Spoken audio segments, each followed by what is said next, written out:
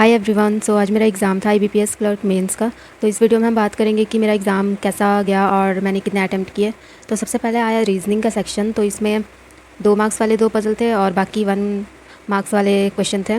तो मैं सबसे पहले स्टार्ट की पज़ल से 1 मार्क्स वाले जो डेजिग्नेशन बेस्ड था। फिर उसके बाद बनाई कोडिंग डिकोडिंग। जैसे होता है ना, even number followed by even number तो हम प्लस करेंगे, फिर odd number followed by odd number तो माइनस, ऐसा कुछ होता है। तो फिर ये बनाई। उसके बाद मैं फिर 2 मार्क्स वाले पज़ल ट्राई की, वो ब्लड रिलेशन वाला जिसमें एज भी दे रखा था।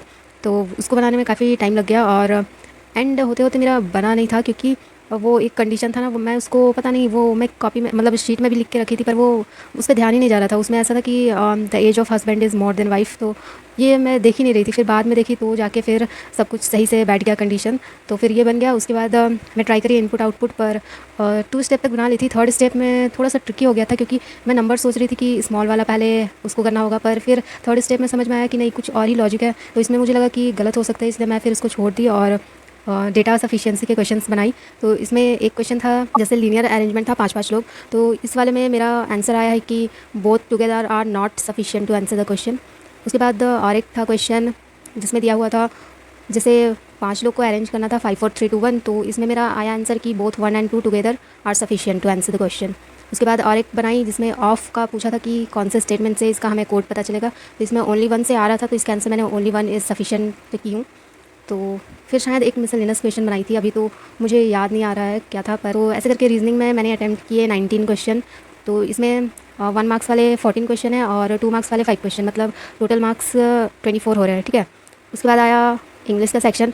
तो इंग्लिश में मैं सबसे पहले अरेंजमेंट बनाई। तो फिर ये बन गया। उसके बाद आरसी बनाई, जो था कि यूएसए एंड चाइना से रिलेटेड था, सोलर पावर या कुछ न्यूक्लियर पावर ऐसे रिलेटेड था। तो ये वाला आरसी इसको बनाई पर टाइम काफ़ी लगा, क्योंकि डायरेक्ट आंसर आ नहीं रहा था। क्योंकि आरसी में जो लिखा हुआ है वही ऑप्शंस में वही बातें लिखी हुई है, पर वो अलग तरीके से लिखा हुआ है। ठीक है। तो इसको हम मतलब डायरेक्ट वो लाइन मिल नहीं जाएगा आरसी से, हमें पहले पूरा आरसी समझना पड़ेगा, तभी हम उसका आंसर कर सकते थे। तो ये मुझे आरसी समझ में आ रहा था, तो फिर इसको मैंने सोचा कि टाइम देती हूँ ताकि सही से बन जाए। तो टाइम लगाने के बाद बन गया। एक क्वेश्चन शायद मैं छोड़ी थी, क्योंकि उसमें स्टेटमेंट 3 थे और काफ़ी लंबे लंबे थे, तो मैं इसको छोड़ दी। उसके बाद और एक आरसी था, उसको मैं ट्राई करी, उसके साथ 2 क्वेश्चन बनाई थी।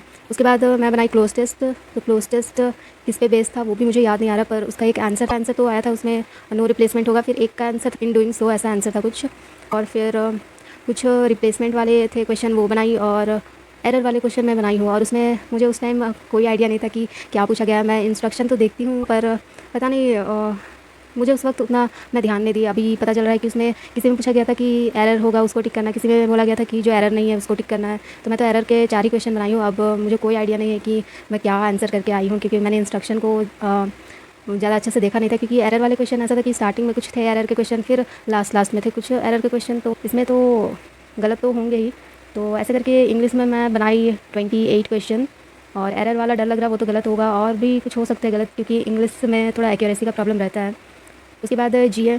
तो जीए इसमें मैं क्या ही बोलूँ, जीए कितना भी इजी आ जाए, मेरा तो कभी अच्छा जाना ही नहीं है जीए। तो मैं बनाई हूँ 15 क्वेश्चन। तो उसमें फिर मैं चेक भी करी, तो 6 क्वेश्चन तो रॉन्ग हो गए। तो मेरे मार्क्स बन रहे इसमें 7.5 ओनली। तो इसमें एक क्वेश्चन का श्योर नहीं है, जैसे 5 तो रॉन्ग है, एक क्वेश्चन का वो श्योर नहीं है, जिसका आंसर क्वेश्चन पता नहीं क्या था, पर आंसर टाटा पावर और एलएनटी में कन्फ्यूज़न हो रहा है। तो इसका पता नहीं क्या आंसर है, तो मैं इसको भी गलत मान के ही चल रही हूँ। तो टोटल 6 रॉन्ग हो रहे हैं। तो आई जस्ट हेट जी मैं क्या बोलूँ। फिर आया क्वांट्स का सेक्शन। तो क्वांट्स मतलब मैं पहले बहुत ज़्यादा डरी हुई थी, क्योंकि जिस तरीके से आरआरबी का मेंस गया है, तो क्वांट्स से थोड़ी डरी हुई थी मैं। तो फिर जब आया तो देख के लगा इजी है, और लग रहे थे कि सारे क्वेश्चंस बन जाएंगे, पर टाइम लिमिट के कारण नहीं बन पाता है। तो मैं स्टार्ट करी अप्रॉक्सीमेशन से, इनइक्वलिटी से। फिर नंबर सीरीज़ के क्वेश्चन बनाई। नंबर सीरीज़ में भी मुझे पहले लगा कि पता नहीं ट्रिकी होगा शायद, क्योंकि ये क्लर्क मेंस का है, तो उस पर थोड़ा डर लग रहा है। पर बनाई जब, तो वो बहुत इजी था, तुरंत बन गया था। एक का तो सीक्वेंस मुझे याद है कि इंटू 2 + 1 हो रहा था, नहीं इंटू 1 + 1 इंटू 2 - 1 इंटू 3 + 1 ऐसे ही कुछ था। उसके बाद और एक सीक्वेंस था, उसका ऐसा हो रहा था कि 1 का क्यूब, 2 का क्यूब, नहीं 2 का स्क्वायर, 3 का क्यूब, 4 का स्क्वायर, ऐसे करके हो रहा था। तो ये वाले क्वेश्चंस भी बन गए। फिर एक कैसलेट बनाई मैं, जो 5 मार्क्स थे, जिसमें वो वाला बनाई, वो बन गया। उसके बाद और एक कैसलेट था जिसमें सिर्फ 2 क्वेश्चन थे, वो मैं ट्राई करी। पहली बार में वो बना नहीं, पर मैं सोची कि सिर्फ 2 ही क्वेश्चन है, ईजी होगा, तो और एक बार ट्राई करके देखती हूँ। पर उसके बाद भी नहीं बना, पता नहीं बहुत गंदा कैलकुलेशन हो गया था और फ्रैक्शन में आ रहा था, तो मैं फिर उसको स्किप कर दी। उसके बाद डीआई मैं ट्राई करी, पर वो वोट वाला था, valid, invalid, cast, total cast vote. तो ये मुझसे बना नहीं, पर मैं उसको ज़्यादा टाइम भी नहीं दी। फिर मैं एक बार ग्राफ वाला था डीआई, उसको ट्राई की। तो उसके क्वेश्चंस तो इतने लंबे लंबे थे, फिर भी मैं ट्राई की। तो पहला ही क्वेश्चन मैं बनाई, उसमें 3 स्टेटमेंट थे। तो ए स्टेटमेंट सॉल्व हो गया, बी स्टेटमेंट मैं सॉल्व करी, मेरा पूरा दिमाग घूम गया। तो फिर मैं सोची कि इस डीआई को बनाना बेकार है, तो फिर मैं इसको भी छोड़ दी और सोची कि कुछ अरिथमेटिक के क्वेश्चन ट्राई करती हूँ। तो फिर अरिथमेटिक के कुछ क्वेश्चन बनाई, जैसे पार्टनरशिप था, फिर सिंपल इंटरेस्ट वाला था, और तो याद नहीं आ रहा, पर शायद 3 क्वेश्चन बनाई थी। और लास्ट में मिक्सचर का क्वेश्चन बना रही थी, तो टाइम अप हो गया था। थोड़ा सा और टाइम रहता तो उसका भी बस आंसर आने वाला था, पर फिर टाइम अप हो गया।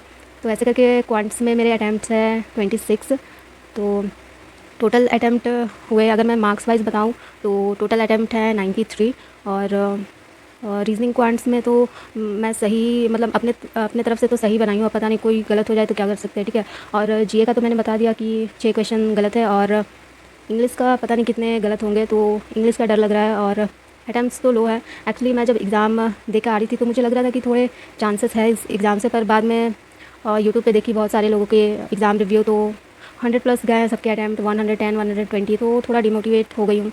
अभी लग रहा है कि नहीं है चांस, अगर ज़्यादा रॉन्ग हो गए तो नहीं हो पाएगा। और जैसा कि बोल रहे लोग कि कट ऑफ इस बार हाई जाएगा पिछले साल से, क्योंकि क्वांट्स काफ़ी ईजी आया था लास्ट ईयर के कंपैरिजन में। पर हाँ, ये तो है कि क्वांट्स ईजी आया था, पर रीजनिंग तो मुझे ऑलमोस्ट सिमिलर ही लगा लेवल, क्योंकि लास्ट ईयर भी मैं 23 की थी, इस बार 24 की हूँ। लास्ट ईयर मेरा थोड़ा एक पजल, उसमें थोड़ा एक कंडीशन गलत लिख दी थी, इसलिए वो मेरा गलत बना था, पर इस बार सही से बनाई हूँ। तो ऑलमोस्ट उतने ही अटैम्प्ट हुए होंगे लास्ट ईयर के हिसाब से, क्योंकि काफ़ी टाइम कंज्यूमिंग था। तो रीजनिंग उसी के आसपास लग रहा है लेवल। फिर जीए भी वही सेम मुझे लग रहा है लास्ट ईयर के जैसे। और इंग्लिश तो टफ आया था लास्ट ईयर से, और क्वांट्स इजी आया था लास्ट ईयर से, तो ये तो बैलेंस हो जाना चाहिए ना, इंग्लिश और क्वांट्स। तो पता नहीं, फिर भी बोल रहे लोग कि कट ऑफ इंक्रीज़ होगा, तो मुझे तो लग ही नहीं रहा चांस, क्योंकि अपने स्टेट में वैकेंसी भी कम रहती है। तो मेरे कैटेगरी में शायद 8 वैकेंसी है, तो इसमें कट ऑफ बहुत हाई जाता है मेरे स्टेट का, झारखंड का। तो बहुत डर लग रहा है। फिर भी मैं प्रे कर रही हूँ कि किसी तरह कुछ भी लाइक मिरेकल हो जाए और ज़्यादा रॉन्ग ना हो। बस प्रे कर रही हूँ कि अच्छे मार्क्स आ जाए और कट ऑफ क्लियर हो जाए।